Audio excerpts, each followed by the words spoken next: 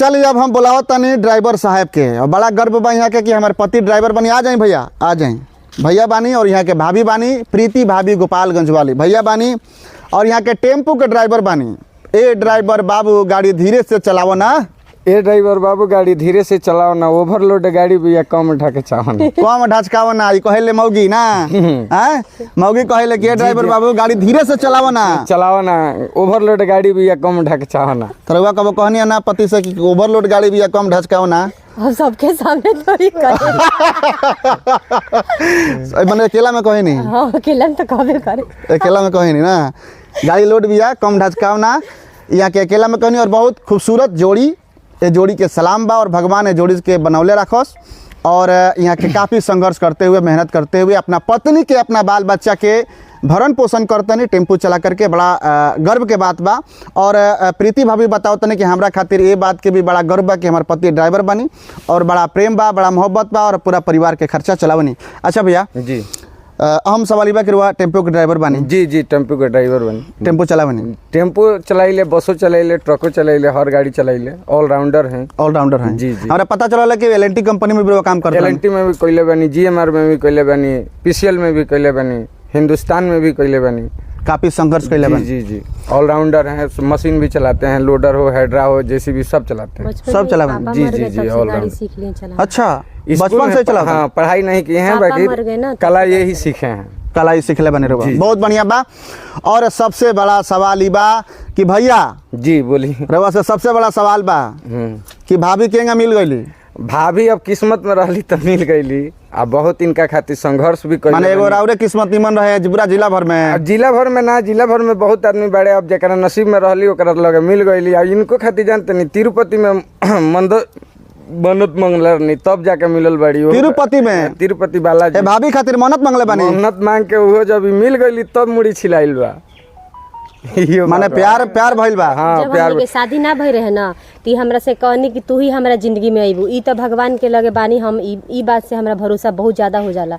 तो कहनी कि एगो पंडित से देखनी है कि पल्लवी नाम के हमारे एक और नाम बा पल्लवी, तो पल्लवी नाम के लड़की ही तारा जिंदगी में आई और तारा ओकरे से ही शादी हुई। आज से कुछ साल पहले शादी ना भई रहे तो हम यहाँ से कहनी कि ऐसा हो ना सकेला, हमारे मम्मी पापा ऐसा नहीं कि और शादी ना हुई, लेकिन यहाँ के कहल सच भइल। बाबा सच बतेले रहनी और शादी हो। 2009 में हम गए रहनी, 9 में ही कहले रहनी हमरा से। 9 में प्लानिंग बन गेल के शादी करे के बाद? नहीं, 2008 से प्लानिंग था, बात विचार करते थे। तब ही हो गए कि शादी करे के बाद करे। माने मिलनी लोग तो प्लान बनल के शादी करे के बाद? हमार सपना हो गई कि हम यहीं से ही शादी करें। एकदम सपना राउर हो गई? हित रिश्तेदार सबसे हल्ला सुनबे कहीं भी कहनी हल्ला हो गई कि हमनी के करे के बा, लेकिन कुछ लोग वादा देलस कि करम कह के ना कइला शादी। ओ माने एगो सबसे बड़ा सवाल हम ई बा, कैमरामैन जी थोड़ा सा फोकस करें कि आखिरकार देखनी भैया में कि मोहा गनी रहुआ?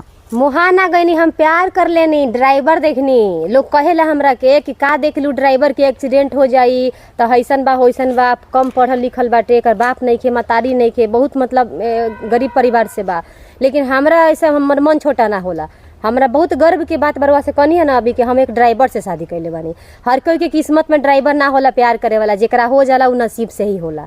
हर केहू के किस्मत में ड्राइवर मर्द ना होला, लेकिन जेकरा किस्मत में ड्राइवर मर्द होला उ बड़ा भाग्यशाली होला।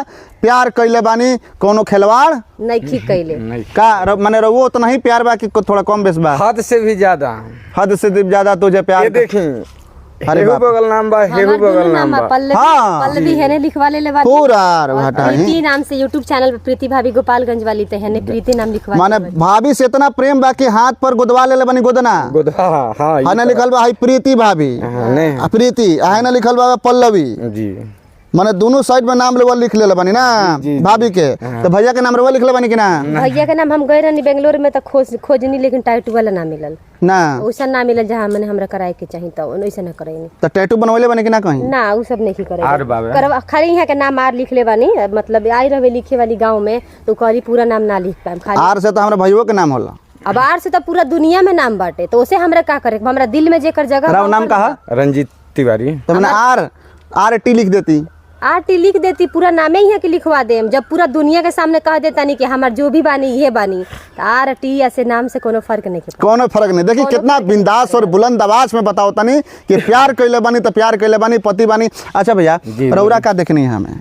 हम देखनी जौन हमरा शरीर इनकर शरीर से हमको मुस्कान हमरा बहुत अच्छा लागल।